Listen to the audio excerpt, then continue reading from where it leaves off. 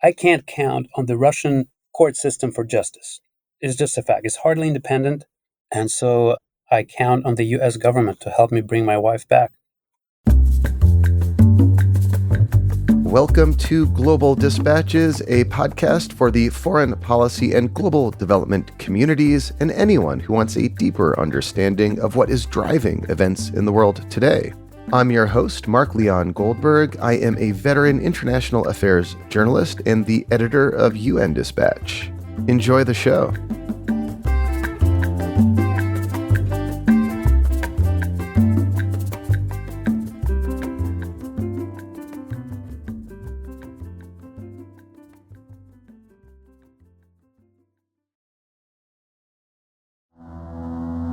Alsu Kurmasheva was visiting her ailing mother in Russia when she was detained by authorities and had her passports confiscated. She is a journalist for Radio Free Europe, Radio Liberty, and her arrest immediately raised alarms that, like the Wall Street Journal's Evan Gershkovich, yet another American journalist has been targeted and wrongfully detained in Russia. However, unlike the wrongful detention of Evan Gershkovich, Alsu Kurmasheva's case is far less known. My guest today is Pavel Butorin, Alsu's husband and also a journalist for Radio Free Europe, Radio Liberty. He explains what happened to Alsu and his ongoing efforts to secure her release from a Russian jail. A big thank you to the folks at Radio Free Europe, Radio Liberty for bringing this case to my attention. It is certainly something that we will be following on this show, and we'll bring you updates about her case. And as always, please visit globaldispatches.org. You can use the contact button to get in touch with me and recommend people I should interview or topics I should cover, or let me know what's on your mind. I always love hearing from you. Now here is my conversation with Pavel Butorin.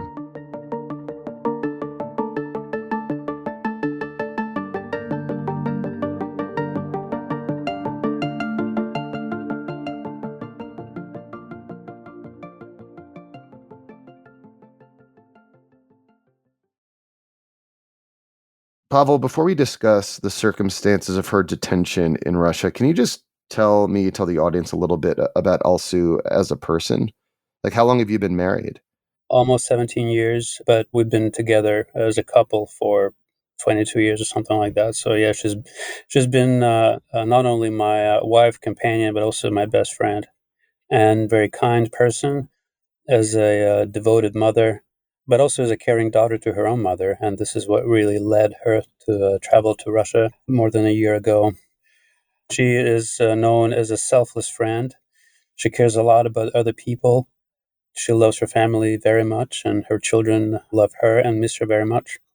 And as a journalist, what does she do? She's been a journalist with RFE-RL, Radio Free Europe, Radio Liberty. It's a congressionally funded, editorially independent news organization for 25 years. And for many years, she was a radio journalist. As a matter of fact, she was on the radio every day. She broadcast in the Tatar language, that's her native language. But in recent years, she's been an editor, and she has largely been a culture reporter. She has dedicated her entire career and her life, I dare say, to advancing her native language and culture. As a matter of fact, she co-authored a language course that is ironically still taught in Tatarstan, where she's from. And Tatar, it's a minority language in Russia, primarily located in one specific region, Tatarstan in Russia. Yeah, the Tatars are a minority, but a fairly large minority. They're concentrated along the Volga River, and they live mostly in the Republic of Tatarstan inside Russia.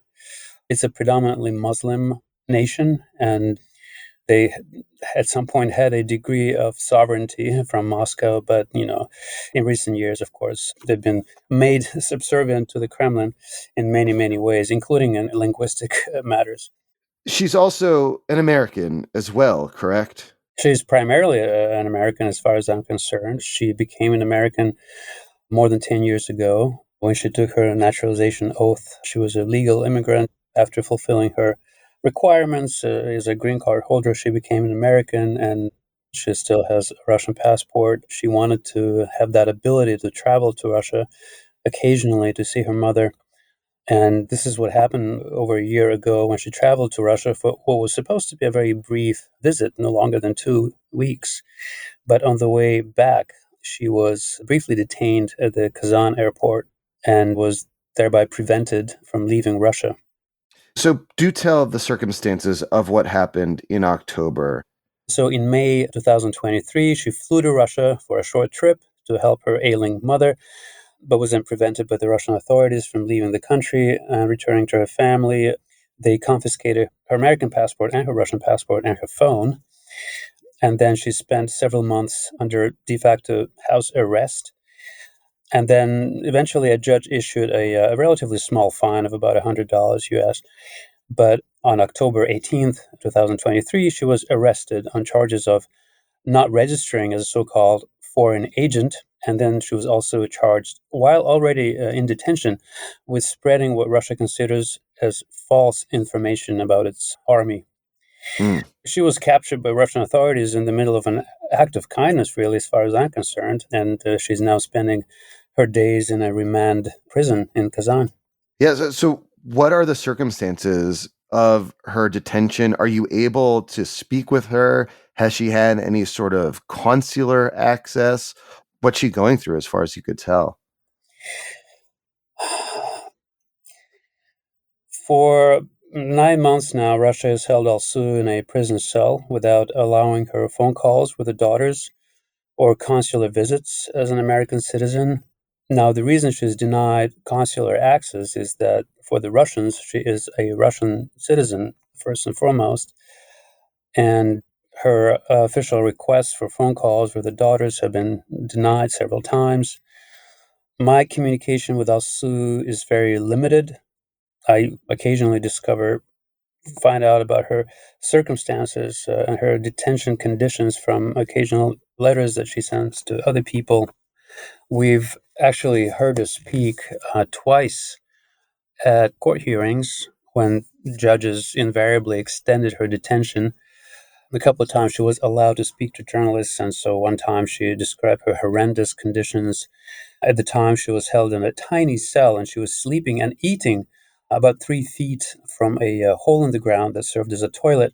But, thanks to our advocacy work, her conditions have seen a slight improvement. And then another time, she also spoke about her lack of contact with her family. And so those were really the only 2 times we were able to hear her voice.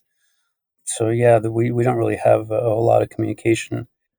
So, I mean, she is an American journalist detained in Russia. Have you had any interaction with the US government? To what extent is the State Department or the White House, who do have officials dedicated to these kinds of issues, focusing on her case? Yes, I'm communicating quite frequently with the members of Congress, with their staff, with the State Department, and I do appreciate the support our cause has received. Alsu has a lot of support on the Hill and at the State Department. However, unlike Paul Whelan and Gershkovich, also has not been designated as wrongfully detained. What does that mean to be designated as wrongfully detained? The United States government designates all those Americans who it considers to be unjustly detained as wrongfully detained so that they're not considered common criminals. And such a designation ensures that a particular case is assigned to the office of the Special Envoy for Hostage Affairs. And so this kind of designation raises the political profile of the detainee situation. And so this is something that I have been advocating for in Washington with the help of our advocacy team. And listen, we are told that even without this designation, Alsu's case is a priority. And I understand that the designation alone will not automatically bring Alsu home, but it is an important step for her release. Yes, we're told that she doesn't need to be designated to be part of any sort of prisoner swap or anything like that. But then why even have this Levinson Act? I just don't quite understand. Well, why hasn't she? I mean, have you had direct contact with his name is Roger Carstens, the special presidential envoy for hostage affairs, the person, whose office this would fall under if Elsie was designated as wrongfully detained. Well, until and unless Alsu is designated as wrongfully detained. Ambassador Carson's can't really deal with her case. Well, then what's stopping? What's the holdup as far as you can tell about why? I mean, it seems like very clearly a case not of like a common criminality, but as an American detained because she was an American and happened to be a journalist potentially as well in Russia. Well, there's broad consensus, and that's been expressed to me in my numerous meetings with U.S. officials, that Alsu's detention is unjust. And I think for a time, some consideration was given to the possibility of the designation somehow harming her interests rather than helping. I fail to understand how, but however, whether or not this designation impairs her chances to be released or exchanged is not part of the Levinson Act. So it shouldn't even be a criteria. She meets all of the criteria as far as I'm concerned. And she doesn't even have to meet all of them. She does meet, I think, all of them or most of them. Also, whether her designation somehow affects the release or any sort of negotiations on a trade regarding all other wrongfully detained Americans. Also, that's not part of the Levinson Act. That shouldn't affect her designation. Oh, so maybe one of the reasons she hasn't been designated is because there is negotiations underway for the other two I'd to leave it sit. up to you to speculate on that. I'd rather not, but it's quite possible. My ultimate goal really is not to get this designation, right? It is to bring Alsu back. But I know that under the Levinson Act, the U.S. government must prioritize those designated as wrongfully detained. Alsu meets the criteria for the designation, and the totality of circumstances, and I think that's the wording that appears in the Levinson Act, indicates that her detention by the Russian government is wrongful. She is held prisoner because she is an American citizen. Her captors have made that clear to her. Her detention is arbitrary. It's an attack on press freedom and her First Amendment rights as an American. Diplomatic engagement is necessary for her release. I can't count on the Russian court system for justice. It's just a fact. It's hardly independent. And so I count on the US government to help me bring my wife back. Why do you suspect that her case has not received the same level of media and even popular attention as, say, that of Evan Gershkovich, the Wall Street Journal reporter who's been detained in Russia for well over a year now? Well, let me just express my total solidarity with Evan, his family, and the Wall Street Journal. They've been very helpful in raising Alsu's profile too. And Alsu is we don't live here. We live in Prague, far from the United States. She is a naturalized American. Maybe that's one of the reasons. She is not a celebrity, but we've been working very hard on raising her the profile. And at this point, I think we've done a lot of press. I think there's more awareness certainly than 9 months ago about her case. Mm-hmm. And also, also works for a congressionally funded media organization. It doesn't have a whole lot of money for advocacy. So our campaign is fairly modest compared to all other campaigns. So maybe that's one of the reasons. But it shouldn't stop the US government from exerting more pressure on the Russian government for her release. But regardless of Russia's claims, Alsu has never produced or distributed falsehoods as a journalist. She is charged with spreading so-called disinformation about the Russian army in Ukraine, and the Russian authorities have produced zero evidence to support those claims. Her case has been covered in secrecy for some reason, and she's not accused of espionage, unlike Evan. However, even her case is entirely secret for some reason. We rarely hear about any sort of procedural developments in her case. As far as I understand, the case will go to trial soon, but we don't have a date. Even if it happens, I'm pretty sure that it will be a closed hearing. I honestly don't know what kind of quote unquote evidence they've gathered against Alsu to prove that she somehow spread misinformation about the Russian army in Ukraine. So you're in DC right now. Who are you meeting with? What are your meetings like? And what would be the next steps from an advocacy point of view to help raise the profile of Alsu's situation? Well, first of all, I'm here with my daughters. I have two teenage daughters. we're hoping to get some well-deserved rest here. But I also have some meetings scheduled at the State Department, the National Security Council.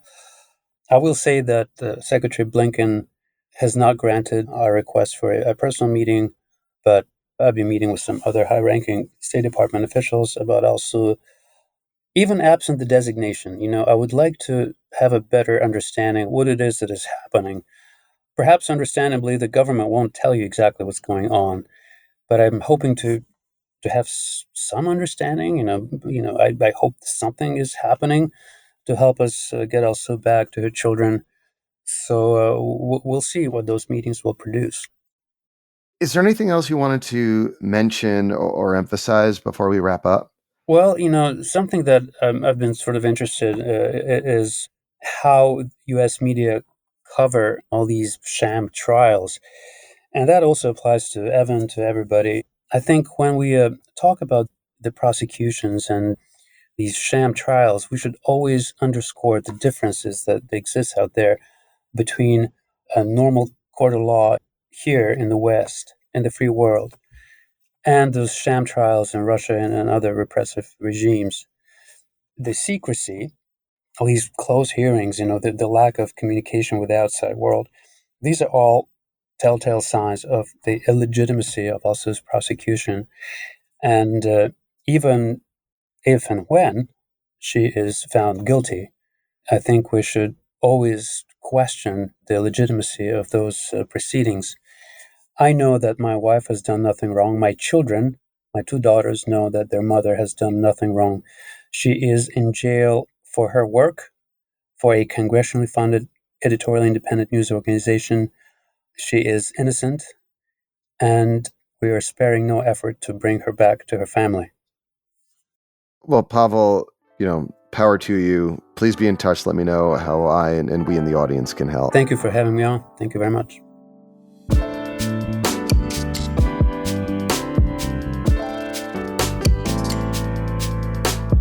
Thanks for listening to Global Dispatches. The show is produced by me, Mark Leon Goldberg. It is edited and mixed by Levi Sharp. If you are listening on Apple Podcasts, make sure to follow the show and enable automatic downloads to get new episodes as soon as they're released. On Spotify, tap the bell icon to get a notification when we publish new episodes. And of course, please visit globaldispatches.org to get on our free mailing list, get in touch with me, and access our full archive. Thank you.